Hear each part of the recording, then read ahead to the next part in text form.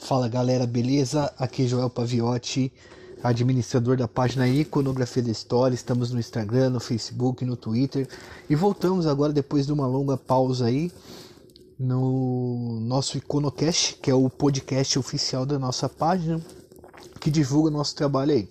Queria dizer para vocês que a gente deu um tempo porque por questões da pandemia a gente estava meio enrolado, trabalhando muito.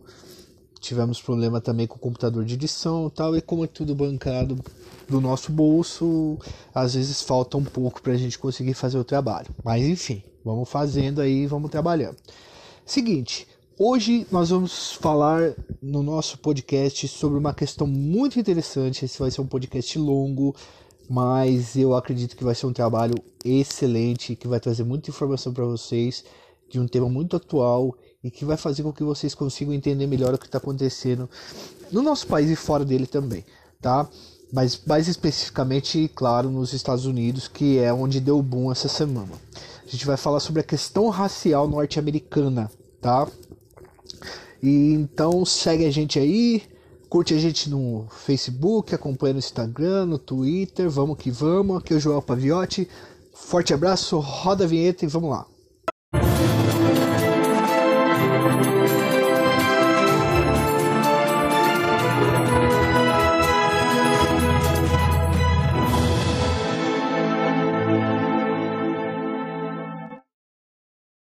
Bom, pessoal, vamos lá então. Queria só avisar vocês que a gente está fazendo essa série escrita também em texto. Ela vai ser publicada em 3 partes, em 3 episódios de texto, lá nas páginas nossas no Instagram, no Facebook e uma thread no Twitter. Então, uma vez por semana vai estar disponível. Já tem a primeira, que a gente fala sobre a escravidão, a guerra da secessão e o nascimento do ódio racial nos Estados Unidos.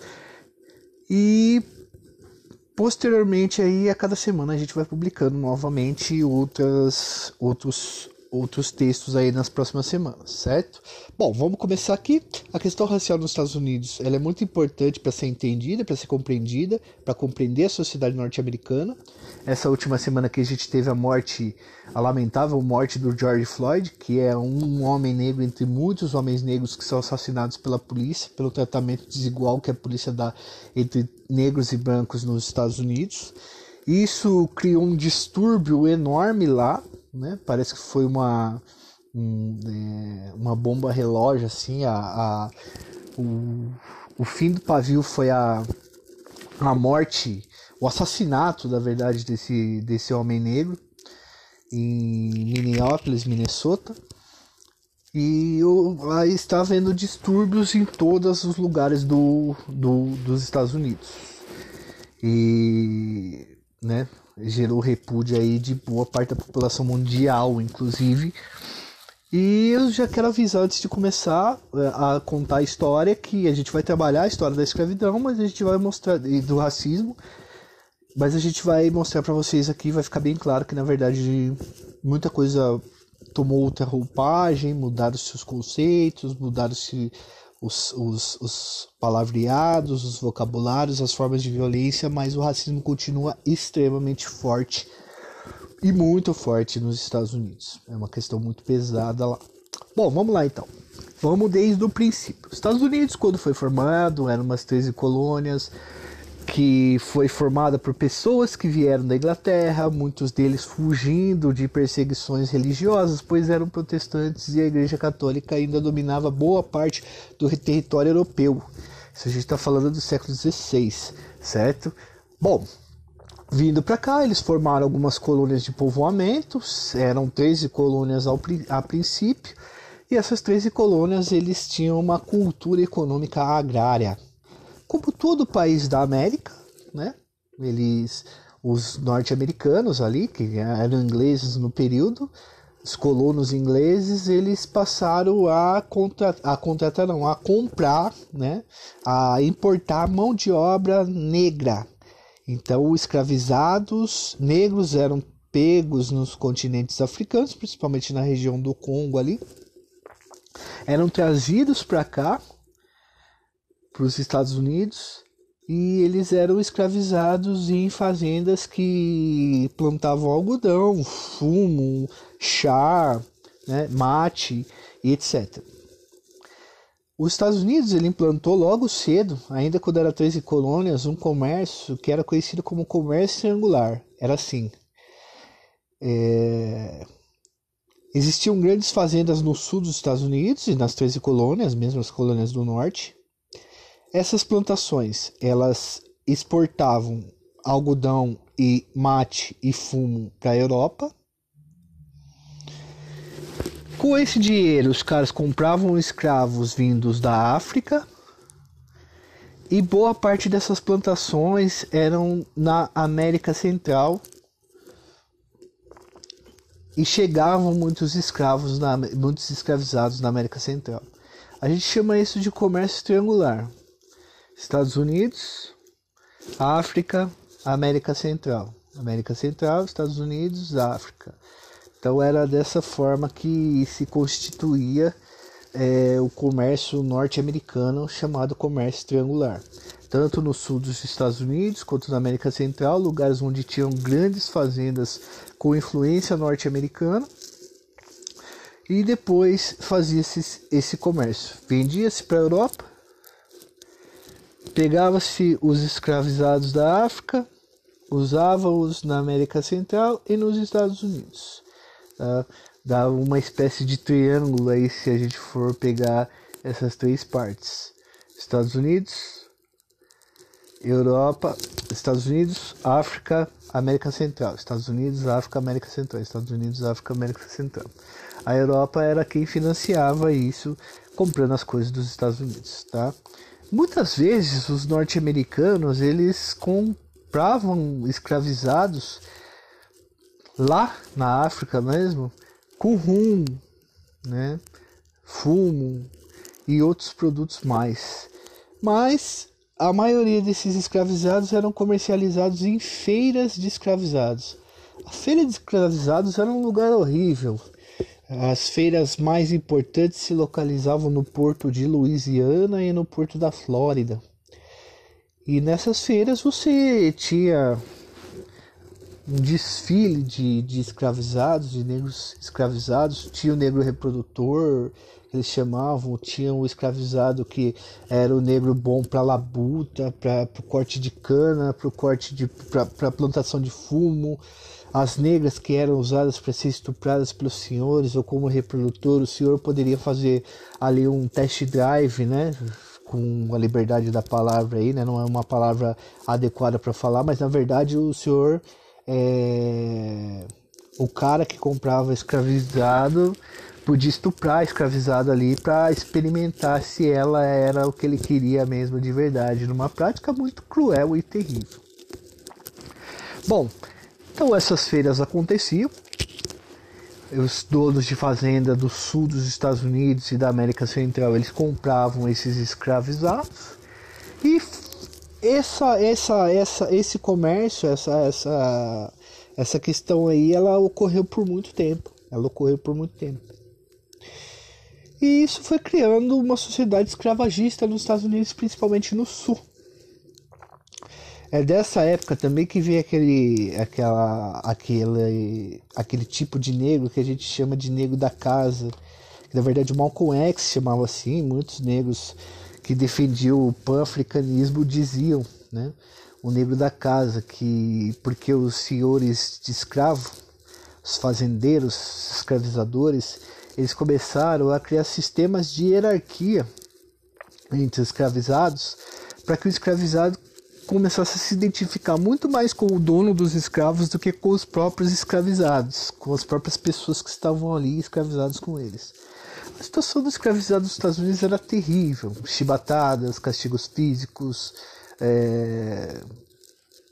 comida horrível. É igual no Brasil, era basicamente os 3P: pano, pau e pão.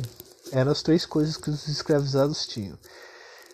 E era terrível, era horrível assim a vida do escravizado, trabalhando 13, 14, 16 horas por dia debaixo de chibata, castigos físicos terríveis, psicológicos.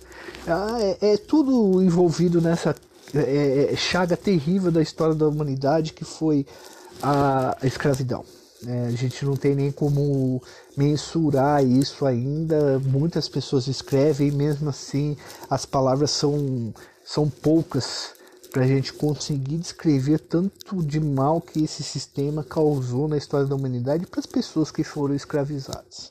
Mas enfim, aí a gente começa a trabalhar agora um pouco mais no âmbito político. No final do século XVIII, os Estados Unidos, com várias brigas com a Inglaterra, não querendo pagar imposto, os Estados Unidos já tinha uma grande burguesia, latifundiários poderosos. Os Estados Unidos entram em guerra com a Inglaterra para tentar sua independência, e no final do século XVIII consegue a sua independência. Fica independente, vira um país independente, cria-se sua própria Constituição, mas continua escravizando as pessoas. E aí, cara, que a gente começa a ter um pouquinho de visão mais, começa a se complicar um pouco a situação, começa a criar um viés para essa história que a gente está contando para vocês. Porque no final do século XVIII, muitos negros combateram na Guerra de Independência Norte-Americana, e a conversa sobre liberdade ela ficou muito forte, porque ela foi usada ideologicamente para conseguir a adesão das pessoas para o discurso dos poderosos norte-americanos para entrar numa guerra contra a Inglaterra. Então esse discurso da liberdade, liberal, paz, justiça, paz e justiça, olha eu falando bobagem aqui, tô pensando no outro podcast que eu vou fazer sobre o PCC, mas liberdade, essa questão do direito à vida, do direito à proteção do Estado, tudo isso está em voga. E essas ideias não passaram sozinhas, elas não passaram incólume. Muitos desses negros que batalharam na Guerra da Independência no final do século XVIII, eles foram criando uma ideia de liberdade, foram tendo aí uma concepção, a própria sociedade americana coletivamente, ela foi criando uma concepção de liberdade, e isso foi sendo debatido por vários intelectuais e a população em geral. Lembrando que os Estados Unidos criou várias milícias locais para combater os ingleses. Nessas milícias também tinham vários negros que aprenderam a se armar, aprenderam a trocar tiro, aprenderam práticas e táticas de guerra, guerra branca, guerra ocidental. E essa é uma informação importante que a gente precisa guardar. Já no início do século XIX, a gente está falando de um século que teve um desenvolvimento econômico e tecnológico muito grande. Os Estados Unidos passou pela sua primeira revolução industrial, quando um norte-americano inventou uma descaroçadora de algodão, uma máquina descaroçadora de algodão, que fabricava, conseguia descaroçar o algodão de forma muito mais rápida do que as mãos de um escravizado. E essa descaroçadora começou a ser comprada por vários estados, principalmente estados do norte. E os estados do norte, Nova York e tal, eles passaram por um desenvolvimento industrial. Então eles criaram uma indústria muito forte no norte. E a indústria, ela tem algumas características. Por exemplo, ela paga salário, ela tem operário, funcionário, Se ela não paga salário, não tem quem consuma. Ela quer que cada vez mais pessoas sejam empregadas e criem salários para poder desenvolver tanto a produção quanto comprar o que a indústria produz. Então, a escravidão passou a não ser algo mais útil para os estados do norte e para os empresários do estado do norte, para quem controlava o poder econômico. Enquanto no sul ainda era importante, que eles continuavam fazendo aquele comércio triangular de exportar para a Europa, mas comprar escravizados da África e trazer para a América Central e para os portos da Flórida e da Louisiana. Então era isso que eles acabavam fazendo, aí você vê que existe um antagonismo entre os interesses do norte e os interesses do sul em questão econômica. O sul ainda era agrário, tinha grandes proprietários de terra, pessoas que viviam ainda de uma forma de vida anterior à Revolução Industrial, e isso começou a causar esse rebuliço todo. Lembra das ideias que eu falei para vocês sobre liberdade, sobre a abolição da escravidão e tal? Essas ideias começaram a rondar cada vez mais a cabeça do norte-americano, a mentalidade do norte-americano. E muitas seitas, muitos fanáticos começaram a surgir defendendo a abolição da escravidão. Inclusive isso ligado à religião, religiosidade. Tem uma passagem de uma revolta de um escravo, Nate Turner, que ele era contratado, ele era escravizado, né, mas ele era contratado por outros donos de fazenda, né, ele era contratado do dono dele por outros donos de fazenda para pregar o evangelho e convencer as pessoas, os escravizados, que eles deveriam ser escravizados porque Deus queria. Esse Nate Turner, ele começou a ver o quanto esses caras sofriam e ele criou uma igreja e fez uma revolta onde morreram muitos brancos. E essa revolta acabou causando muita dor de cabeça assim, para os brancos. E aí fechou o pau e começou uma repressão mais forte. A gente tinha a dona Harriet Tubman, que eu acho que é legal vocês procurarem. Ela inclusive vai estampar uma nota de dólar daqui a uns anos. Ela é uma grande heroína porque ela traçava, era uma senhorinha negra, ela traçava rotas para fuga de escravizados e ela conseguiu libertar mais de 500 escravizados em toda a sua vida útil, em toda a sua vida ela conseguiu libertar da escravidão muitas pessoas mesmo. Tinha um cara também chamado John Brown, presta atenção nesse cara. Esse cara era líder de uma seita onde ele resolveu que ele iria matar escravagistas. Escravagistas eram contra Deus, era contra Jesus e ele ia matar. Então ele saía por aí com seus 5 filhos, pegavam fazendeiros escravagistas do sul e picava o cara na espada, picava o cara na faca, para você ver a situação. O John Brown depois foi morto no sul, etc, pelo general Lee, né? Que depois vocês vão ver aí que é um general que é muito importante para a gente entender um pouco a história do sul. E começou a ir desse jeito, começou a ser desse jeito, começou...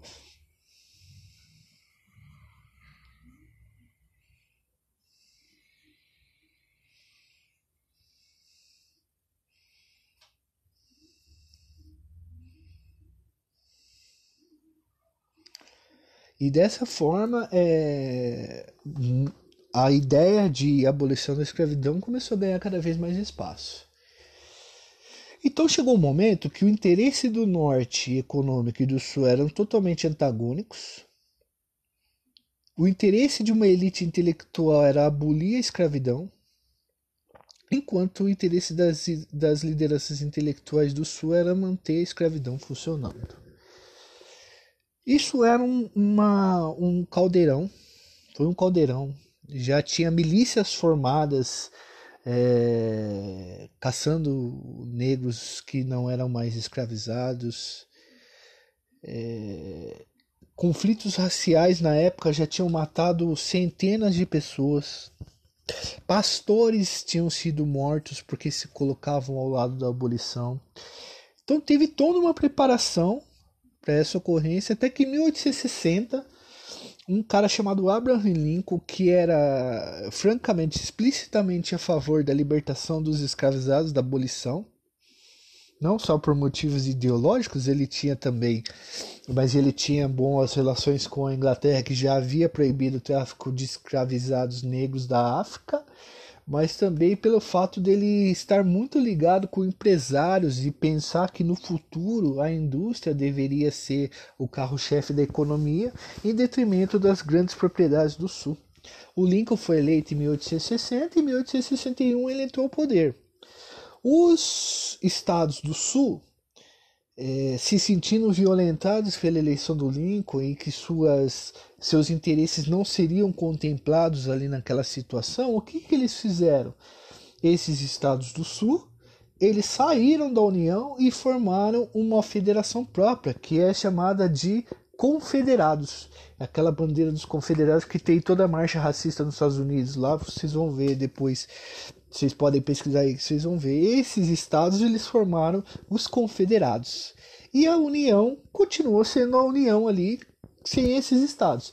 Aí eles nomearam o o Jefferson Davis, que era um escravocrata também, um fazendeiro escravocrata, um político fazendeiro escravocrata, e ficou cindida a sociedade, ela ficou separada do sul contra o norte. Claro que tinha alguns estados neutros, tinha alguns estados que eram escravagistas e eram do norte e do sul, mas a gente não vai entrar nisso porque a gente está generalizando um pouco para conseguir fazer um didatismo maior.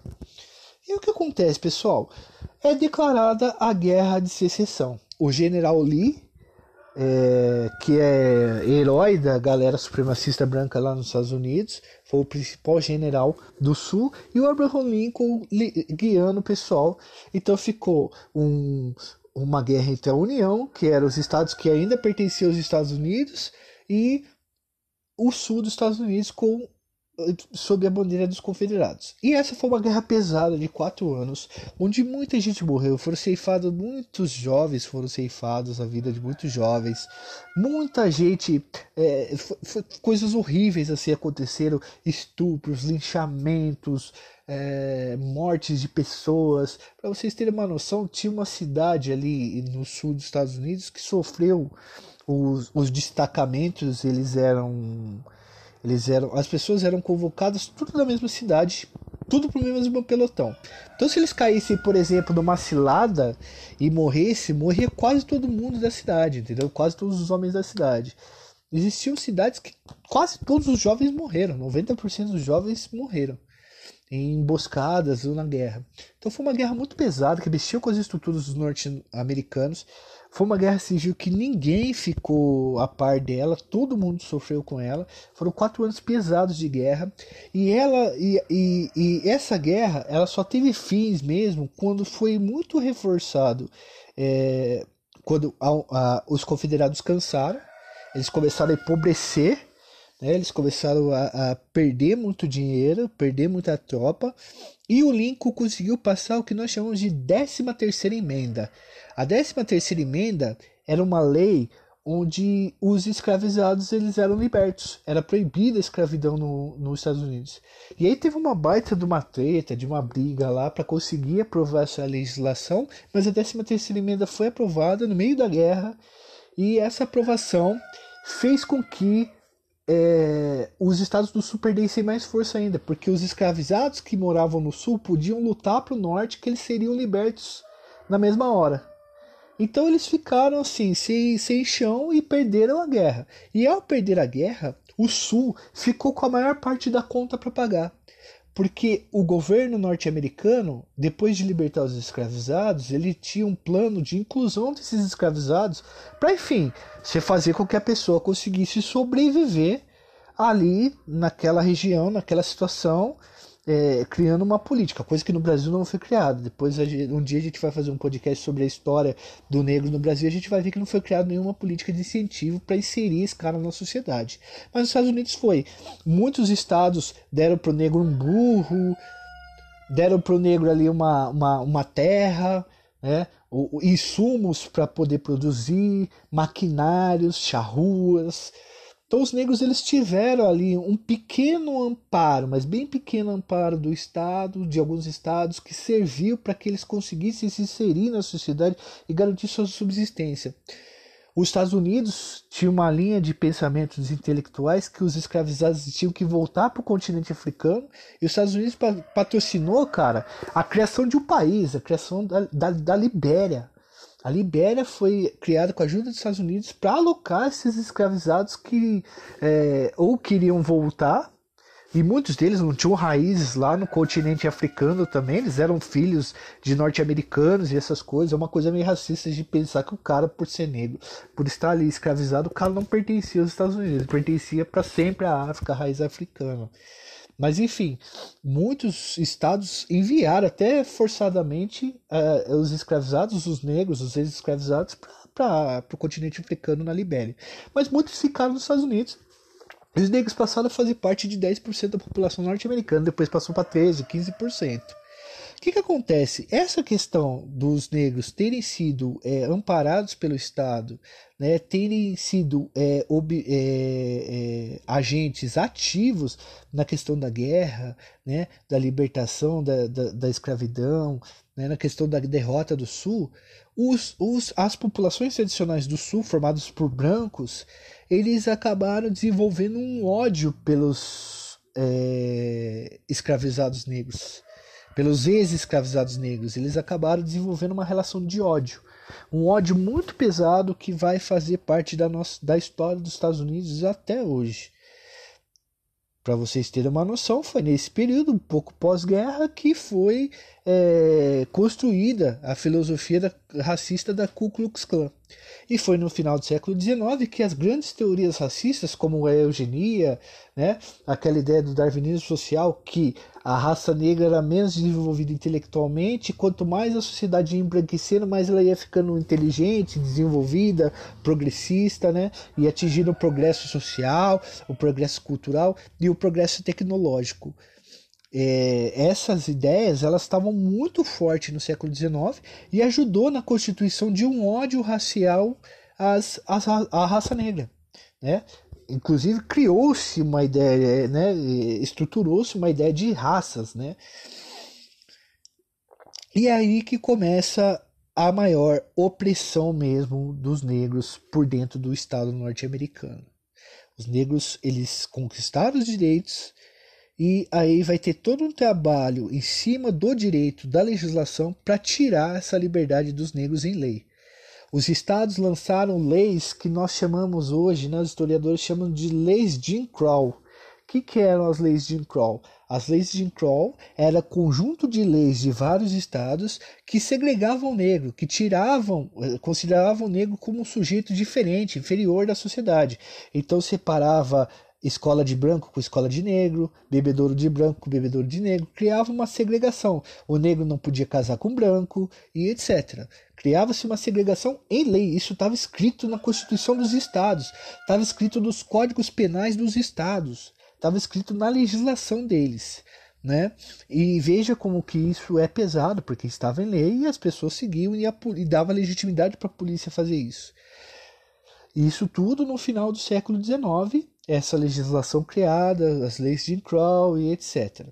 Tá? Para vocês entenderem um pouco como é que é essa parada. Aí vamos para o século XX, cara. Vamos entrar no século XX. No século XX, no início do século XX, os negros são enforcados nos Estados Unidos. Se eles olham para uma mulher branca, as pessoas lincham. Negros queimados. Por ano, a quantidade de negros que eram queimados, mortos, acusados de algum crime que não cometeram eram absurdas. Terras queimadas, a Ku Klux Klan na porta desses caras enchendo o saco, atormentando a cabeça dos caras. Muitos desses negros fugiram para o norte do país, refugiados com essa questão. Muitas leis foram criadas, inclusive, para poder suprir a necessidade do escravagista do sul, do dono de fazenda. Porque o dono de fazenda, quando ficou sem escravizado, ele começou a perder dinheiro, porque ele teve que roçar fumo, né, roçar cana, roçar mate. E aí o que aconteceu? Os estados do sul criaram leis para quê? Para fazer com que o trabalho, para liberar o trabalho de condenado, o trabalho de preso. O preso acabou substituindo o escravizado de alguma parte. E aí a polícia começou a prender quem?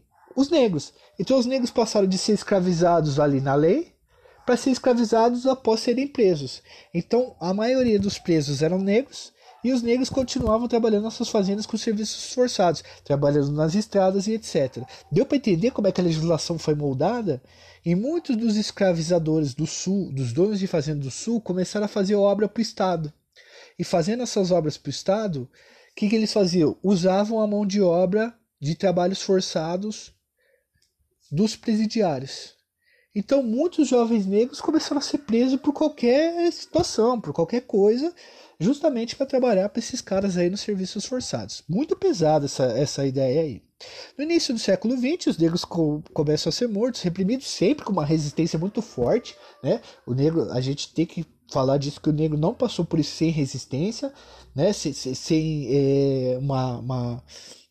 bater de frente, tá? Mas era uma força muito menor que o Estado reprimindo, né? Que gente poderosa reprimindo a raça negra, tá?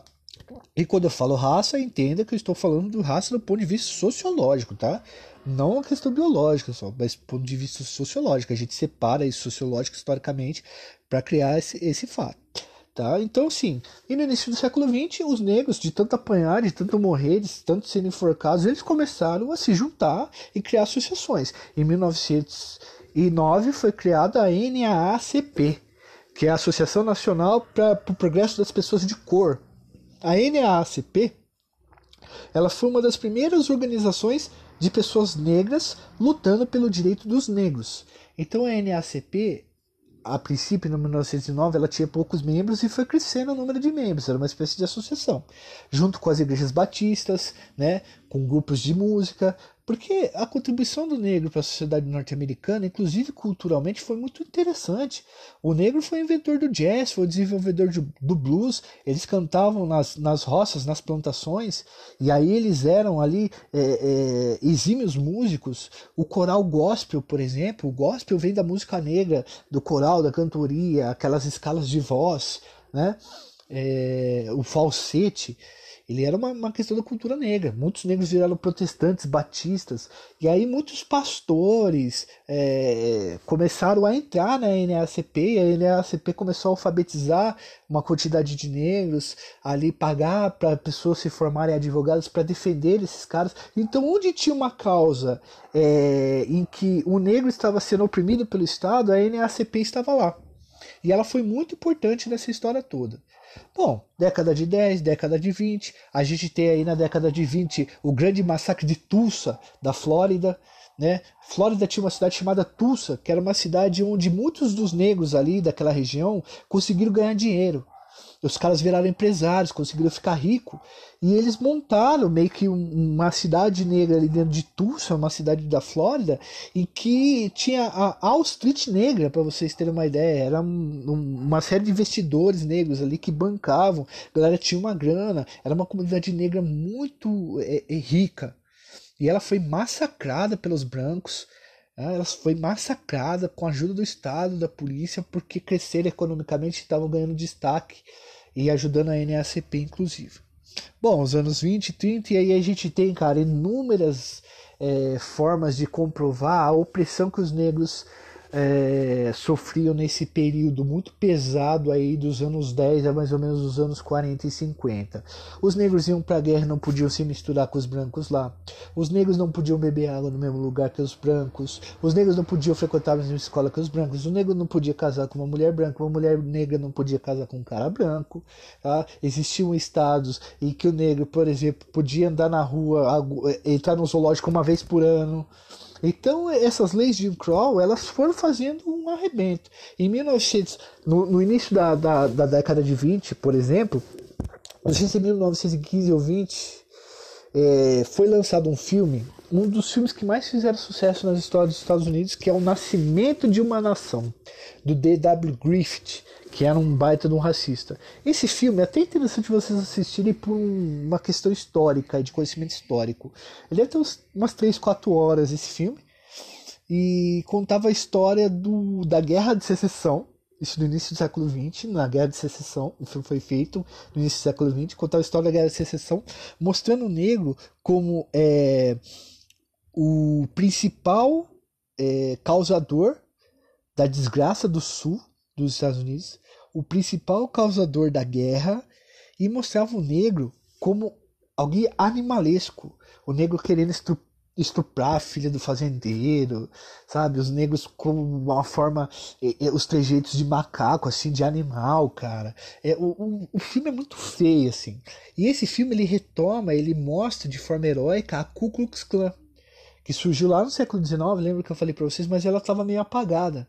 Depois desse filme, a Ku Klux Klan volta com tudo. Inclusive, essa ideia de queimar a cruz na frente da casa dos outros veio desse filme aí. Esse filme fez muito sucesso, para você ter uma ideia, passou na sala do presidente dos Estados Unidos na época, o Woodrow Wilson, para você ter noção de como que esse filme ficou famoso. E esse filme, ele trouxe uma coisa, um pensamento, né, meio que uma ideia na cabeça do norte-americano branco de que o homem negro ele é propício a estuprar mulheres brancas, porque nesse filme tem uma cena em que uma moça é perseguida por um negro e ela prefere pular do penhasco e se matar ao ser estuprada. E isso causou uma ideia na cabeça daqueles jovens que já tinham, jovens do sul, os brancos, que já tinham esse ódio cultivado nas suas mentes, de que as mulheres deles, né, naquela época a mulher era um objeto do homem, uma propriedade do homem, né, infelizmente, de que suas mulheres estavam poderiam ser estupradas por um negro a qualquer momento, que o negro era um estuprador mesmo em potencial e não podia ficar perto do negro animalesco. Foi nesse período que surgiram também as blackfaces, que nós chamamos, às vezes tem uma polêmica com algum artista aí pinta o rosto de negro, mas os blackfaces eram usados para fazerem papéis, para fazer o papel de negro como animalesco, ou tirar sarro de negro, tanto nos teatros quanto no cinema, porque não se tinha atores negros, se impedia que atores negros se formassem, e dessa forma homens brancos se pintavam de negro e ficavam fazendo palhaçada ou fazendo papel de negro animalesco. Então guarde essa mentalidade, o branco foi criando essa mentalidade ao longo do século XX. E aí, cara, a gente teve várias repressões aos negros, que são inúmeras histórias, que nem compensa a gente ficar contando aqui, senão a gente só vai gastar tempo. Vocês podem procurar aí, ó, Laura Nelson, William Brown em Oklahoma, Laura Nelson, Alabama, para vocês terem noção, tinha estado que enforcava negro, né? Por exemplo, a Carolina do Sul enforcava negro, ela tirava foto desse negro e vendia isso no correio, um cartão postal com o cara enforcado, falando assim, olha o que fazemos com os negros aqui no nosso estado. Vocês terem noção que absurdo. E aí, cara, essa criação dessa luta, que foi um desenvolvimento histórico, os negros foram se reforçando cada vez mais, a sua identidade como grupo. Até que a gente chega um pouco aí nos anos 50 e nos anos 60, quando a NAACP, já muito forte como entidade de proteção ao negro, de resistência, e outras associações e outros cultos religiosos, segmentos religiosos, porque a igreja sempre foi muito importante para juntar pessoas e passar ideias ideológicas, eles começam a questionar mais fortemente os estados e a fazer política mais fortemente. Lembra que eu falei que a NAACP nos anos 20, nos anos 30 e 40 educou os negros, né? Alfabetizou boa parte dos negros ali, ensinou para eles como é que eram esses estudos, a concepção de raça, de identidade. E isso tudo vai se desembocar nos anos 40 e 50, principalmente em cidades do norte dos Estados Unidos e em cidades do sul também. Tá? Mas grandes centros urbanos foram muito importantes para isso, por exemplo, o Harlem em Nova York, etc. E aí a gente entra no período que a gente conhece como luta dos direitos civis, o boom, né? A grande ascensão da luta dos direitos civis, porque a luta dos direitos civis dos negros sempre foi muito forte com a resistência, mas esse momento é o mais destacado na história. Em 1956, uma senhora estava num ônibus em Montgomery, uma cidade extremamente racista, e o ônibus funcionava assim, galera. Na frente do ônibus sentavam os brancos e atrás os negros. Mas se um branco quisesse sentar em qualquer lugar ali no fundo, ele poderia mandar o negro se levantar, que o negro se levantava, né, em Montgomery, Alabama, e aí ele poderia sentar. Era um dia ensolarado, de dezembro. Uma senhora que era costureira e enfermeira estava voltando para casa, cansada, estava sentada. Um senhor branco pediu para ela levantar, tinha espaço no ônibus, mas ele queria sentar naquele lugar, e ela se recusou a levantar. As pessoas, tanto os negros quanto os brancos, viam a confusão ali. Ela chamou o motorista pediu para ela se levantar, ela não quis, chamou a polícia tentou levar ela não quis, levou com violência, levou para a porta da delegacia. Essa senhora chamava-se Rosa Parks, ela não quis sair, ela se recusou, ela disse não.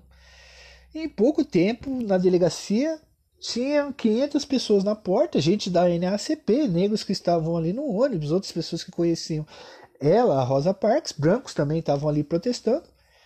E no meio desses caras existia um senhor chamado Martin Luther King Jr., um pastor da igreja batista, muito famoso na época, já lutava pelos direitos civis. A Rosa Parks era da igreja dele, conhecia eles, militaram junto. E aí eles conseguiram soltar a Rosa Parks, mesmo ela fichada, e começa um boom.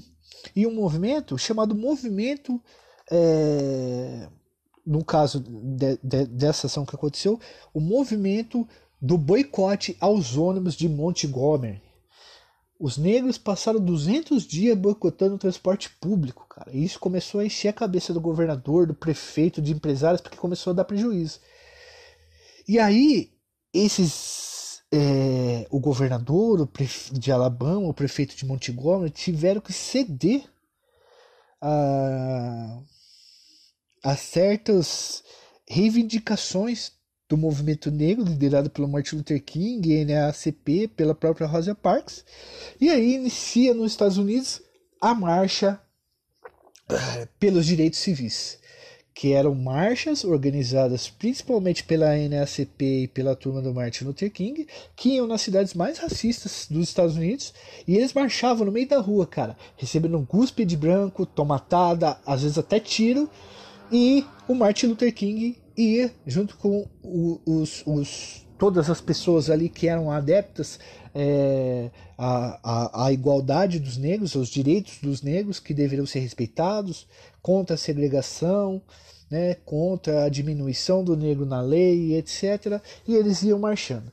O Martin Luther King ele era mais pacifista, mas não significa que ele tinha menos eficiência nessa luta, porque ele era pacifista do ponto de vista assim, deixe a polícia bater, mas a partir do momento que eles se colocavam como manifestantes dessa forma, eles adotavam esse tipo de luta gandiana que a gente chama, mas eles proporcionava uma cena muito violenta, que era a polícia batendo num cara que está desarmado ali, protegendo apenas a cabeça e a genitália. Então era uma questão estratégica e o Martin Luther King conseguiu fazer isso muito bem. Por outro lado, acendia ali um cara muito mais radical, com um discurso muito mais focado na guerra, muito mais focado no embate, na resistência com armas, no pan-africanismo, na identidade negra acima de tudo, que era o Malcolm X. Ele era um ex-assaltante, o cara que ficou preso, descobriu o islamismo dentro da cadeia, e aí ele passa a fazer parte de uma religião, né, um segmento religioso ligado ao islamismo, e dessa forma ele também se acende como um líder negro mais ligado à juventude fora da igreja, mais ligado aos guetos norte-americanos e a uma galera mais radical do embate. Então, ao mesmo tempo que você tinha o Martin Luther King um pouco mais pacifista, você tinha o Malcolm X um pouco mais radical, mas ao mesmo tempo eles eram duas frentes aí importantes para a luta dos direitos civis dos negros. Tanto que assim, o X-Men, por exemplo, história em quadrinhos, ela é explicitamente baseada nesses dois caras. O Magneto seria o Malcolm X e o Martin Luther King seria o Professor Xavier. Eu acredito que todos podem viver juntos, desde que a gente educa essas pessoas juntas. E o Malcolm X acreditava na superioridade negra e que o negro já havia apanhado muito dos brancos. Muitas dessas narrativas criadas sobre o negro traidor, o branco opressor e etc. foram criadas pela ideia do Malcolm X, pelo pessoal que seguia ele. E o Martin Luther King era um discurso não conciliador, mas um discurso de educar as crianças para uma conciliação racial, para a igualdade, certo? Mas os dois eram muito importantes. Foram presos, foram apanhar, etc. Malcolm foi assassinado em 1985. Martin Luther King em 1968. Huey Newton, o Pantera Negra, foi assassinado também. Muita gente ali que era da liderança desse movimento, o Medgar Evers, muita gente dessa liderança negra começou a ser assassinado por supremacistas brancos, por planos, pela polícia. Então muitos desses caras tiveram um destino cruel. O negro conseguiu o direito ao voto, porque ele tinha direito ao voto garantido na federação, mas como é que era? Naquela época você tinha que mandar os papéis de quem você era, e o juiz eleitoral ele determinava quem podia votar e quem não podia votar. O que o juiz eleitoral fazia? Ele excluía os negros por racismo. Então conseguiram passar a lei do voto, os negros conseguiram votar, conseguiram eleger representantes. Foi um período de muito movimento social, os anos 50 e os anos 60, a gente chama de auge da luta pelos direitos civis dos negros. Muitos dos estados revogaram as leis de Jim Crow. Thurgood Marshall, que era um famoso advogado que defendeu muitos negros vítimas de injustiça, ele virou mais tarde aí membro da Suprema Corte norte-americana nos anos 80, 90 aí, mas ele virou um advogado muito conhecido, um alfabetizador muito conhecido, e os Estados Unidos ele passa os negros norte-americanos eles passam a conquistar um espaço de mais igualdade. Tudo fruto de uma luta forte, de uma luta pesadíssima, de uma luta que morreu muita gente, de pancada na rua mesmo, galera. Não foi nada fácil isso daí. E aí, cara, nos anos 70 a gente tem a formação dos Panteras Negras, que é uma ideia, é um partido mesmo, os Black Panthers, que era um partido marxista-leninista, uma ideia revolucionária de, a partir da identidade dos negros ali, apoiar a população negra e fazer uma espécie de contraponto à polícia. Né, de uma forma mais radical, de uma forma a se impor como uma sociedade negra, uma sociedade e o negro como um agente revolucionário na sociedade. Os Panteras Negras foram boicotados, existem aí hoje são liberados isso daí, né? É público. Existem documentos que o FBI perseguiu os Panteras Negras, que o crack teria sido feito vista grossas por crack na periferia, né? A droga crack na periferia, para poder aí dizimar a população jovem negra, né? Começaram a prender cada vez mais negro. Os Panteras Negras os policiais acabaram enquadrando aí na cabeça deles os Panteras Negras como um grupo, uma gangue, né, racial.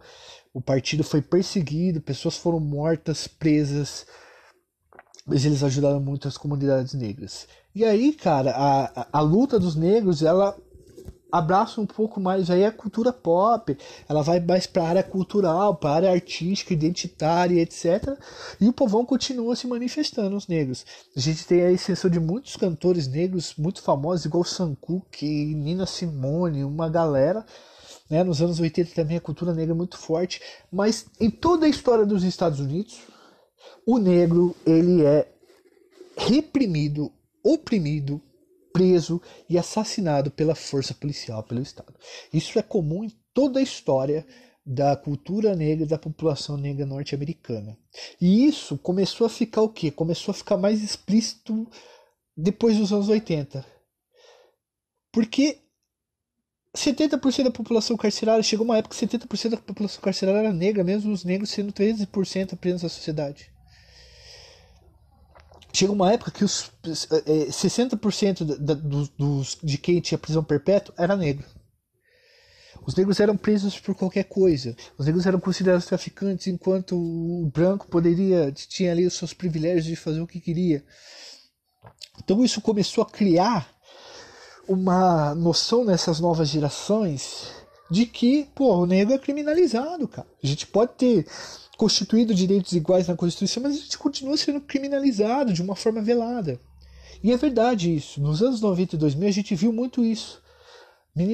Garotos negros sendo mortos pela polícia, sendo alvejados. A gente teve no início dos anos 90, em 1992, os distúrbios de Los Angeles, quando um taxista chamado Rodney King, que tentou fugir da polícia, a hora que foi pego, apanhou mais de 50 vezes de 4 policiais.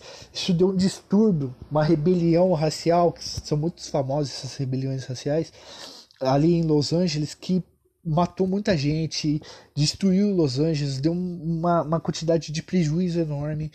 Então, a polícia continua matando. E a polícia é um dos resquícios mais fortes do racismo norte-americano, da época que o racismo era muito mais explícito. E a polícia continuou com isso mesmo que inconscientemente. Então, entre um branco e um negro, o cara sempre vai no negro. Aqui no Brasil também é do mesmo jeito. Se tem um branco com uma arma, o policial vai lá, tenta segurar a arma, imobilizar o cara. O negro, o cara já mata. Se o negro estiver com um saco de pipoca, o cara já tira. Isso já foi comprovado em estudos sociológicos que isso aconteceu. Tá? Que isso acontece. E nos anos 2000 para frente, a quantidade de negros mortos nessa situação aí de confronto com a polícia, na verdade assassinados pela polícia, onde a polícia com medo do cara, pela cor do cara, vai lá e dá tiro no cara e mata o cara, ela começou a acontecer rotineiramente. E a população negra começou a sair pra rua e começou a reivindicar os direitos. Espera, por que vocês estão matando a gente? Por que com branco não é desse jeito? E de forma muito correta fazer isso daí mesmo. Até com o presidente negro, o Obama chegou a ser confundido uma vez por um segurança, como alguém que não era do lugar que ele estava indo. Mesmo com o presidente negro sendo eleito, mesmo com o presidente negro, com a família negra, continuava mesmo assim matando, a polícia matando negros torto direito. E aí, coitada do Trump, piorou a situação. Teve o lance aí de Charlottesville, que os caras tiraram a estátua do General Lee. Lembra que eu falei pra vocês da Guerra de Secessão? Tiraram a estátua do General Lee. Os caras foram lá com bandeira nazista mesmo, de supremacista branca, da Confederação. E os negros foram lá, mano, pro embate, os antifascistas também. Aí por conta dessas mortes, dessa quantidade de negros, foi criado o movimento Black Lives Matter. Vidas negras importam. Não está querendo dizer que as outras não importam, mas a gente está querendo dizer que o alvo da polícia parece ser sempre o negro. Esse Black Lives Matter mostra que a comunidade negra está percebendo isso. O povo negro está percebendo essa situação, está percebendo o que está acontecendo. E aí? E aí que as manifestações foram para a rua. Todas as vezes que matam o negro, pelo menos umas 3, 4 vezes ao ano, as pessoas vão pra rua e tal. Na última semana, um homem aí, por volta dos seus 40 anos, chamado George Floyd, teria pago uma conta com uma nota falsa. O dono do estabelecimento chamou a polícia chegou, imobilizou o cara, daquele jeito violento que se faz com o negro. O policial ficou ajoelhado na garganta do cara.